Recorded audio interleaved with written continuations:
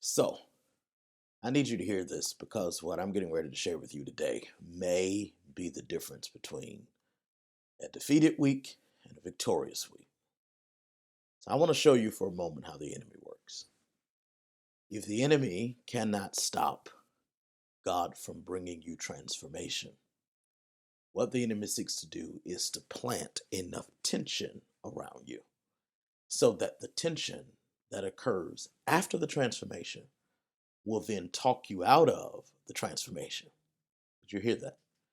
I said, if the enemy cannot stop your transformation, then the enemy wants to plant enough tension around you until the tension consumes you to the place that the transformation ultimately seems to have no lasting effect.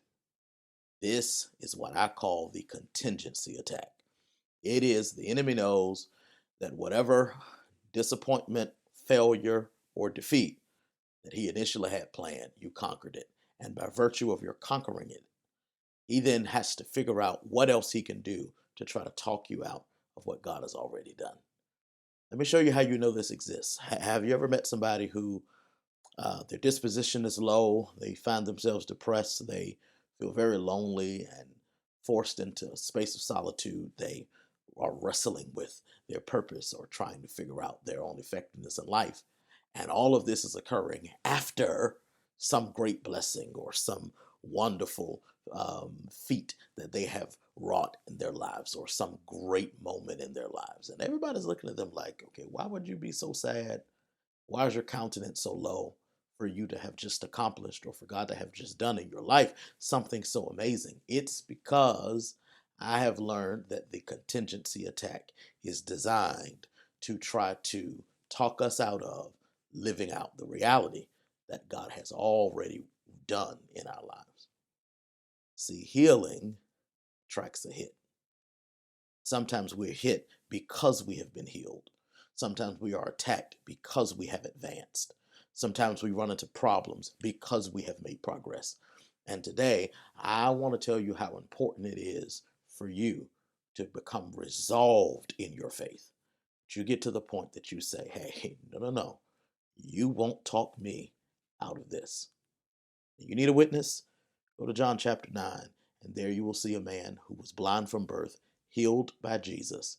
And after his healing occurs, here comes the inquisition, here comes the interrogation, here comes the tension.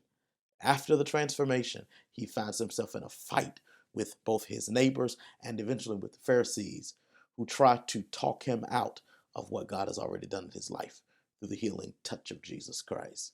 All the way down to questioning him whether Jesus is a sinner or not. And what I love about this man is that he answers them the same way I believe God wants me to release to you to answer your critics. He tells them when they try to pester him about Christ being a sinner, he says to them, I don't know whether he's a sinner or not, but this I do know.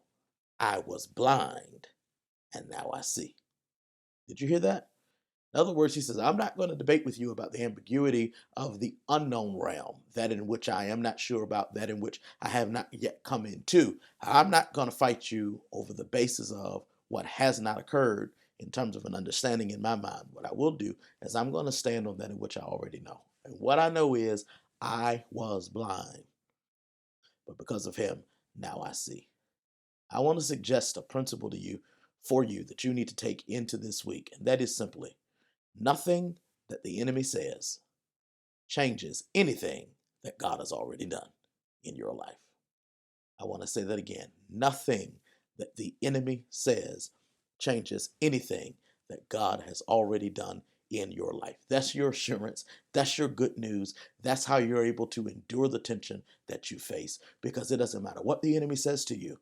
Nothing that the enemy says is powerful enough, potent enough, or able enough to change anything that God has already done. And when you find yourself wrestling in this tension, you don't need to be so worried about trying to picture what the future is going to look like or to put your best foot forward about what's to come.